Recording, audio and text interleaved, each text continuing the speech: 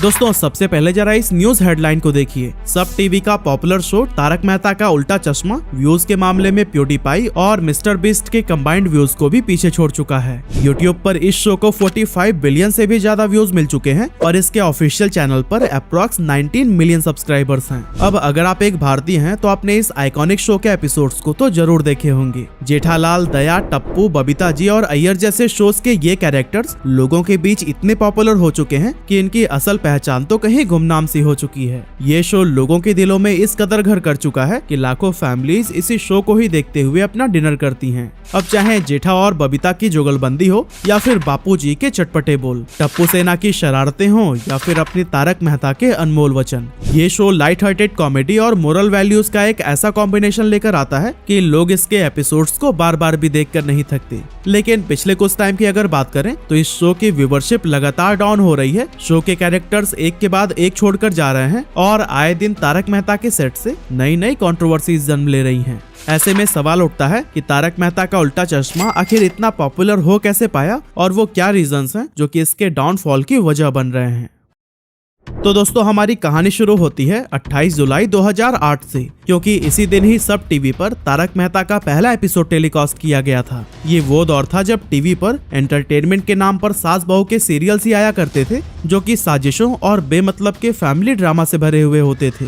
क्योंकि सास भी कभी बहू थी और कसौटी जिंदगी की जैसे सीरियल्स ने घर की महिलाओं के मनोरंजन का जिम्मा उठाया था, तो वहीं पुरुष न्यूज और मूवीज में खुश थे और बच्चे तो कार्टून नेटवर्क और पोगो पर खोए हुए थे। हर समय रिमोट पर कंट्रोल हासिल करने की जद्दोजहद होती थी, क्योंकि हर इंसान अपना फेवरेट शो देखना चाहता था। ऐसे में सब टीवी एक ऐसा शो लेकर आती है जो कि बच्चों से लेकर बूढ़े तक हर इंसान का फेवरेट बन गया। तारक मेहता का उल्टा चश्मा एक ऐसा शो बनकर उभरा जिसमें हर इंसान के एंटरटेनमेंट के लिए कुछ न कुछ तो जरूर था। एक तरफ जहां सास बहू के सीरियल्स में अमीर परिवार, आलिशान घर और हर तरफ चमक धमक दिखाई जाती थी, वहीं तारक मेहता ने लोगों को मिडिल क्लास परिवारों की झलक दिखाई। इसके हर एपिसोड की थीम मिडिल क्लास जिंदगी में आने वाली प्रॉब्लम से जुड़ी होती थी, जो कि लोगों को ज्यादा रिलेटेबल नजर आता था। अब दोस्तों आपको बता दूं कि तारक मेहता का उल्टा चश्मा शो को असित कुमार मोदी ने बनाया था और ये भारत के फेमस राइटर तारक मेहता के द्वारा चित्रलेखा मैगजीन में लिखे गए वीकली कॉलम दुनिया ने उंधा चश्मा पर बेस्ड है। इस शो के कैरेक्टर की भूमिका को इस तरह से गढ़ा गया है कि इनका किरदार अपनी एक यूनिक स्टाइल, ह्यूमर और डायलॉग डिलीवरी लेकर आता है। साथ ही अगर आपने नोटिस किया हो तो तारक मेहता का उल्टा चश्मा के कैरेक्टर्स में हमें भारत के अलग अलग स्टेट्स और वहाँ की यूनिक आइडेंटिटी का फ्यूजन देखने को मिलता है। जैसे दया और जेठालाल गुजराती हैं, तो वहीं भिड़े महाराष्ट्र से बिलोंग करते हैं। बबीता जी बंगाली हैं, उनके हस्बैंड अय्यर साउथ इंडियन, तो वहीं सोढ़ी पंजाबी और उनकी पत्नी पारसी कम्युनिटी से बिलोंग करती हैं। तारक मेहता का उल्टा चश्मा की सबसे अच्छी बात यह है कि इसे हम पूरी फैमिली के साथ बैठकर देख सकते हैं और यहाँ पर हर फैमिली मेंबर शो के किसी न किसी किरदार के साथ रिलेट कर पाता है। इस सीरियल में ना तो कोई सीरियस फाइट दिखाई जाती है और ना ही कोई वल्गर लैंग्वेज का यूज सुनने को मिलता है। शो में लाइट हार्टेड कॉमेडी और मोरल वैल्यूज का एक ऐसा परफेक्ट फ्यूजन देखने को मिलता है जो हमें हंसाता भी है और कभी कभार इमोशंस में भी डाल देता है। इस तरह के शो को सिचुएशनल कॉमेडी या सिटकॉम कहा जाता है और इंडियन टेलीविजन पर इस कैटेगरी में तारक मेहता का उल्टा चश्मा को कोई भी टक्कर नहीं दे पाया है। अब वैसे तो शो के प्रोड्यूसर्स इसके आइडिया को सबसे पहले स्टार प्लस और जी टीवी के पास लेकर गए थे, पर उन्होंने इसे रिजेक्ट कर दिया, जो कि इन चैनल्स के लिए ऐतिहासिक गलती साबित हुई। बाद में सब टीवी ने ही इसको आगे बढ़ाया और पिछले 15 सालों से तारक मेहता के फैंस अपने फेवरेट शो को देखने के लिए इसी चैनल का ही रुख करते हैं। लोगों के बीच इस शो और इसके कैरेक्टर्स की पॉपुलैरिटी का अंदाजा आप इसी बात से लगा सकते हैं कि साल 2014 में जब प्राइम मिनिस्टर नरेंद्र मोदी ने अपने स्वच्छ भारत अभियान के लिए ब्रांड एम्बेसडर चुने, तो फिर सचिन तेंदुलकर, विराट कोहली, अमिताभ बच्चन जैसे सितारों के बीच एक नाम तारक मेहता का उल्टा चश्मा की टीम का भी था। पेंडेमिक के बीच जब भारत के लोग घर की चार दीवारी में बंद थे, तब तारक मेहता इतना ज्यादा देखा गया कि ये व्यूवरशिप के मामले में नंबर 1 शो बन गया।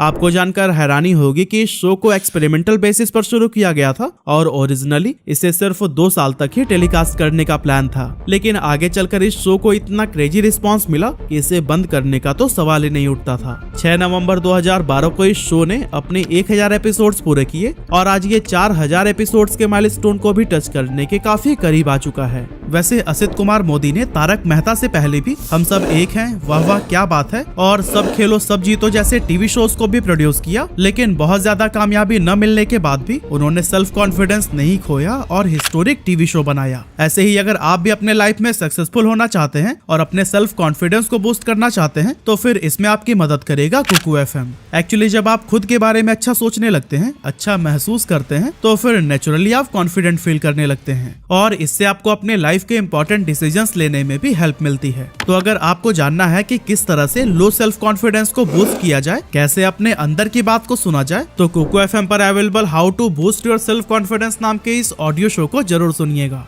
मैं जनरली सुबह वॉक करते टाइम इनके ऑडियो शोज को सुनना पसंद करता हूँ। कुकू एफएम भारत का लीडिंग ऑडियो शो प्लेटफॉर्म है with 15 lakh plus active Hindi paid subscribers और हर महीने 2400 घंटे से भी ज्यादा के कंटेंट के साथ ये काफी तेजी से ग्रो कर रहा है। तो फिर देर किस बात की, डिस्क्रिप्शन में दिए गए लिंक से अभी जाइए और कूपन कोड LH50 यूज करके पहले महीने का सब्सक्रिप्शन 99 की जगह सिर्फ 49 रुपए में पाइए। अब दोस्तों, इस मैसिव पॉपुलैरिटी के बीच अगर आप YouTube पर मौजूद तारक मेहता शो के रिसेंट एपिसोड्स के कमेंट बॉक्स पर नजर डालेंगे तो फिर ये शो के नेगेटिव रिव्यूज से भरे पड़े हैं। कुछ लोग नए एपिसोड्स की जगह पुराने एपिसोड्स को ही फिर से दिखाने की नसीहत दे रहे हैं, तो फिर कुछ मेकर्स को शो बंद कर देने की गुजारिश कर रहे हैं। टीवी पर तारक मेहता की व्यूवरशिप लगातार गिर रही है और पहले लोगों के बीच इसके हर एपिसोड की जैसी हाइप हुआ करती थी वो पूरी तरह से गायब हो चुकी है। लेकिन अब सवाल उठता है कि आखिर अचानक से ऐसा क्या हो गया कि तारक मेहता का उल्टा चश्मा की पॉपुलैरिटी गिरती जा रही है और इसके डाई हार्ड फैन भी शो से किनारा करते नजर आ रहे हैं।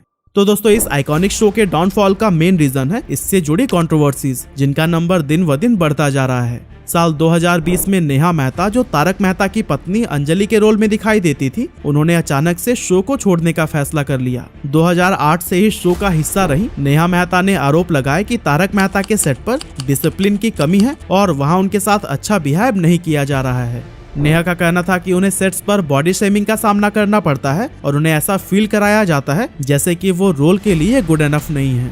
साल 2022 में ही नेहा शो के प्रोड्यूसर्स पर यह आरोप लगाती हैं कि शो छोड़ने के 2 साल बाद भी उनकी पेमेंट क्लियर नहीं की गई, जो कि काफी अनफॉर्चुनेट सी बात है। हालांकि इस पर तारक मेहता का उल्टा चश्मा को प्रोड्यूस करने वाले नीला फिल्म प्रोडक्शन ने एक स्टेटमेंट जारी करते हुए कहा कि नेहा से पिछले 2 सालों से कांटेक्ट करने की कोशिश की जा रही है, पर उनकी तरफ से कोई भी रिस्पांस नहीं आया है। उन्होंने शो छोड़ने के लिए एग्जिट डॉक्यूमेंट को भी साइन नहीं किया है, जिसके बिना उनका फाइनल सेटलमेंट नहीं किया जा सकता। पर दोस्तों, सिर्फ नेहा ही नहीं बल्कि शो के और भी कई सारे कैरेक्टर्स ने यहाँ के टॉक्सिक वर्क एनवायरनमेंट पर सवाल उठाए हैं। तारक मेहता का उल्टा चश्मा के मेन कैरेक्टर तारक मेहता का किरदार निभा रहा है शैलेश लोढ़ा, खुद 2022 में शो को अलविदा कह चुके हैं। इसके पीछे की वजह उनसे ज्यादा काम कराना और बदले में उन्हें कम पेमेंट करना था।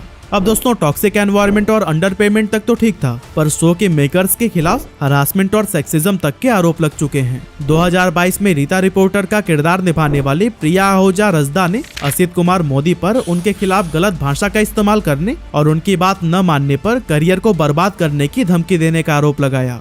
शो में सोडी की पत्नी का किरदार निभा रही जेनिफर मिस्त्री भी असित कुमार मोदी और शो के मेकर्स पर सेक्सुअल हरासमेंट के आरोप लगा चुकी हैं। उनका आरोप है कि असित कुमार मोदी ने कई ओकेशंस पर उन्हें भला बुरा कहा और उन्हें गलत तरीके से टच किया। अब ये आरोप कितने सच हैं और कितने गलत, ये तो वक्त ही बताएगा। लेकिन तारक मेहता का उल्टा चश्मा शो के साथ कुछ ऐसी भी कंट्रोवर्सीज जुड़ी हैं जो कि नेशनल हेडलाइन बन गई। एग्जाम्पल के लिए जरा 2020 की इस कंट्रोवर्सी पर नजर डालिए, जहां चंपक चाचा का किरदार निभाने वाले अमित भट्ट को माफी तक मांगनी पड़ गई।